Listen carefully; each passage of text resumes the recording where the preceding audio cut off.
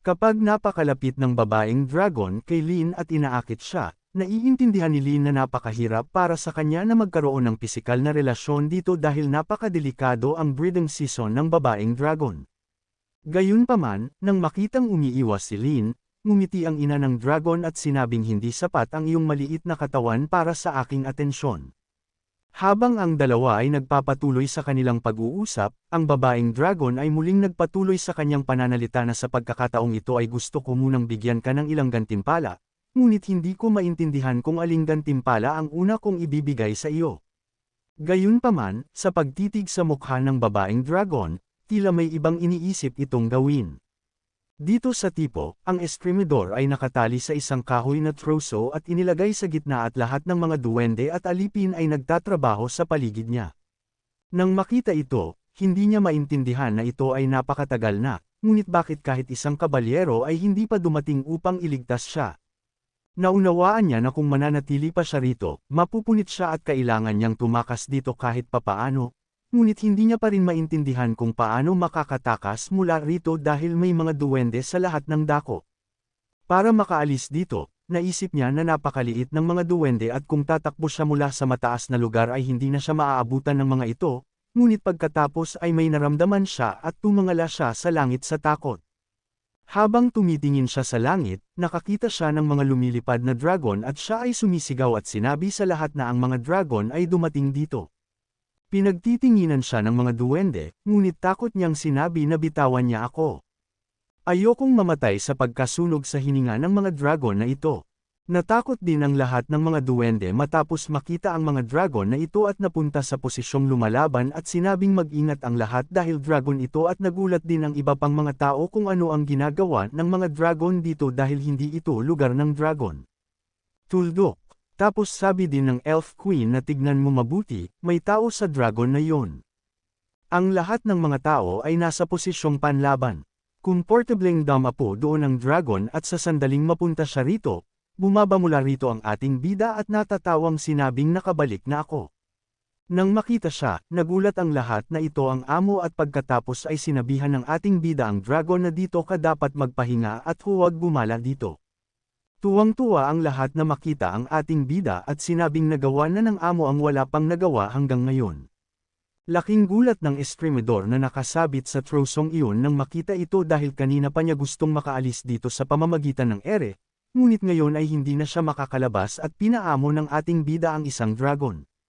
Nang makita niya ito, iniisip niya kung isa nga ba itong duwende. Pagkatapos ay isang ideya ang pumasok sa kanyang isip na ang kabalyero ay dapat na dumating ng mabilis at iligtas ako. Dito sa Guangming Square, maraming maharlikang kabalyero ang dumating sa lungsod at dumiretso sila sa harap ng espadang santo at yumuko bilang paggalang. Nang makita silang lahat, sinabi ni Saintes na ang oras ay walang hinihintay at huwag maging magalang sa harap ko. Ngayon gawin natin ang susunod na gawain at ayusin ang plano sa pagsadyap sa lalong madaling panahon. Nakamit ng ating bayani ang napakagandang resulta sa pamamagitan ng pag-atake sa Bright Town at Bloodfang Tribe at ngayon ay nagsimula na ang paglilinang ng mga third-generation goblins. Marami siyang pagpipilian kung saan ang kanyang pangatlong opsyon ay tila napakahusay dahil sa pamamagitan ng paglalapat ng pangatlong opsyon, ang Swordmaster ay hindi gagawa ng sneak attack sa panahon ng ikatlong henerasyon. Kaya pinili niya ang pangatlong opsyon. Sa sandaling piliin ng ating bida ang opsyong ito, mas maraming opsyon ang magbubukas para sa kanya at lahat ng puntos na mayroon siya hanggang ngayon ay ginagamit sa kanyang level up at habang tumataas ang kanyang kapangyarihan, lumabas siya sa kanyang panloob na salita at bumangon mula sa kanyang kama. Ganito daw ang pakiramdam ng tumalon sa oras. Kakaibang reaksyon iyon. At ngayon ay umabot na sa level 50 ang ating bida kung saan ang kanyang HP ay 850, Strength 270 at Defense ay 300. Tumaas ang attributes ng ating bida ngunit hindi gaanong tumaas ang kabuuang lakas. Maya-maya lang ay tumakbo si Yu doon at sumigaw at sinabi sa ating bida na may nangyari at lahat ng bagong silang na goblins na ipinanganak ay patay na. Medyo nalito ang ating bida matapos itong marinig kung paano ito nangyari. Pagkatapos ay pinuntahan niya ang mga patay na bagong silang na ito at bumalik at tinanong silang lahat kung ano ang nangyari. Paano ito nangyari? Tapos sabi ng reyna ng duwende na hindi ko rin alam kung paano nangyari ito at ngayon ay ang 3 bata na lang ang nabubuhay sa henerasyong ito na napakahina. Pagkarinig nito, tumawa si Loader at sinabing walang utak kang duwende. Nananaginip ka pa ba na magagawa mo ang makapangyarihang pagbangon ng mga supling? Ang aming bayani, na nakikinig sa kanya, ay nagsabi na sa palagay ko alam mo kung paano ito nangyari.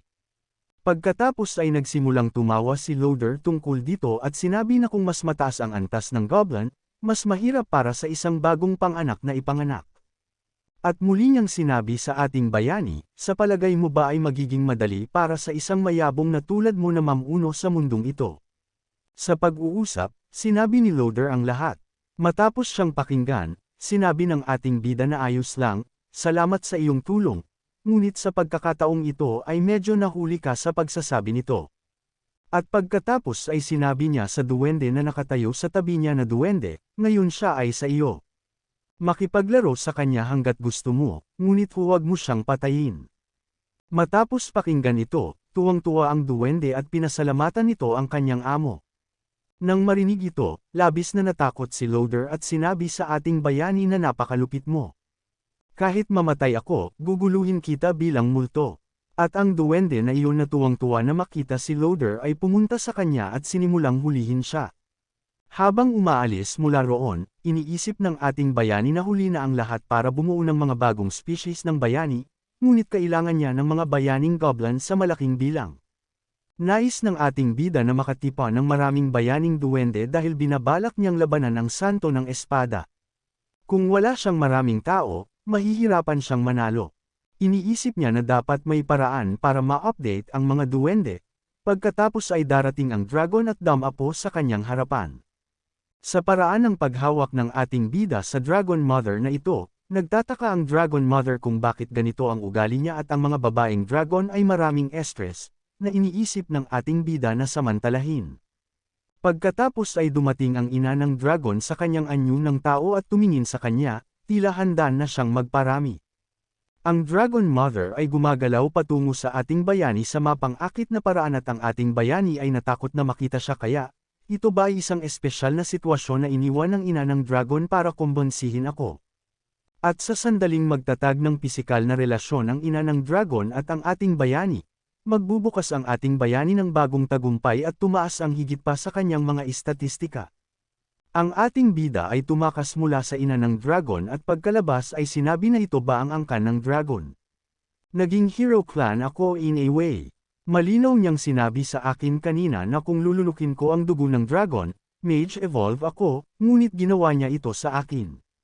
Siguradong inilalabas niya ang galit niya sa akin. Marahil ang ina ng dragon ay may higit na tibay kaysa sa ating bayani.